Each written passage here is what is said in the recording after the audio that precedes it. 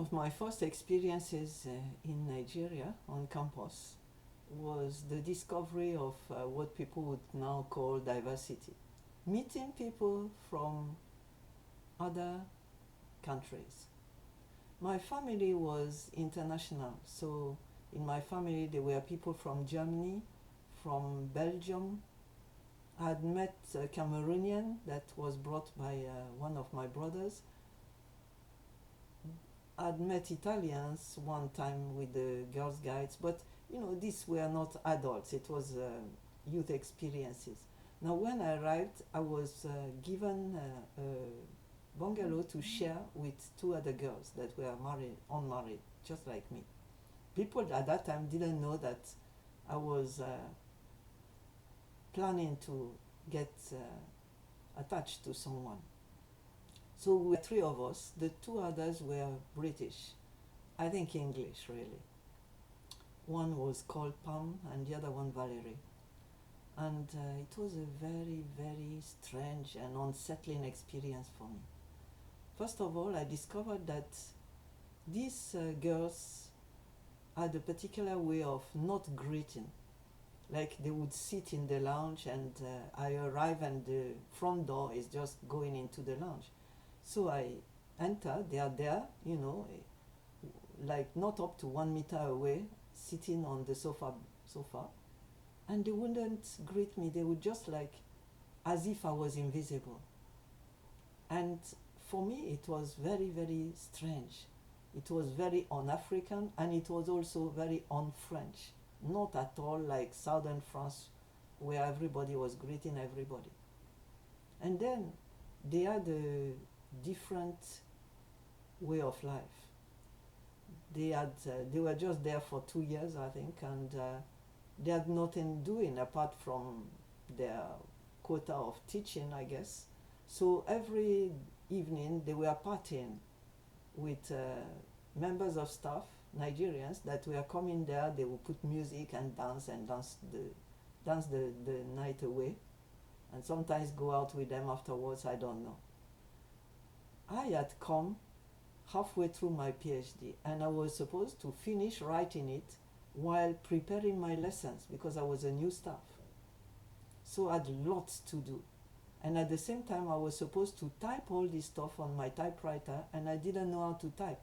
So I had to learn how to type with one finger and the other one, pom, pom, pom, like that, reading away, writing. I was extra busy and I couldn't cope with this music and noise. But I had to. All I had was just my room to try and forget what was going on. And then in the morning, because I noticed that my future husband used to be an early bird, getting up very, very early, I said, well, I better get used to that kind of thing. So I started putting my alarm clock and getting up, I don't know, probably 6 a.m., while these girls were sleeping till late. And I would go to bathroom, run water to bath, and they started complaining that I was making noise and waking them up. And then, in addition to that, was they invited me once to eat with them in the evening. And they had a steward that was a man that was probably my father's age, and he had 8 children, I discovered later. So he was serving them, washing their clothes, including their underwear, and then serving them, cooking and serving them food. And they were eating happily, and the man was standing by the table and saying, here it is, madam, here it is, and serving them. And I was there, and I thought I was with aliens. I couldn't cope.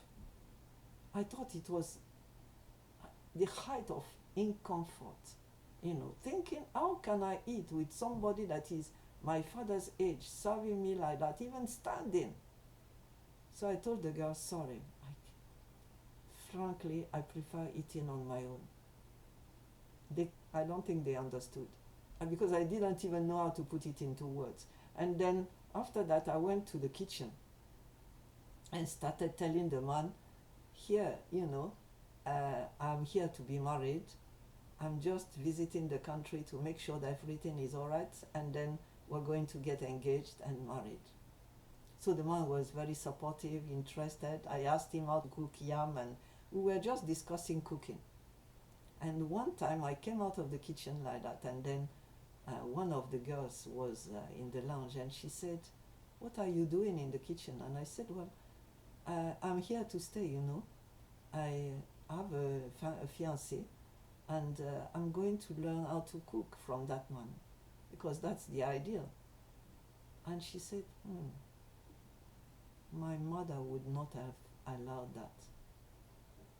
I remember these words, they stuck with me. And I thought, wow, you know, it was really food for thought. And so this was an experience that marked me. And I had to stay for a while with them until I couldn't take it anymore, because I felt they were also spying on me, because my fiancé came to visit, and he stayed with me sometimes, and they were asking questions, and then they reported me, I guess, because I was called by the vice chancellor of the university, and he was blaming me as if I was a prostitute, whereas it was none of the kinds, because I was a Christian and I didn't want to do anything contrary to the Bible. And so I was just listening. He called me to his office, blamed me, used nasty adjectives against me, said that he couldn't believe that such a girl would do such a thing, as if I was a criminal.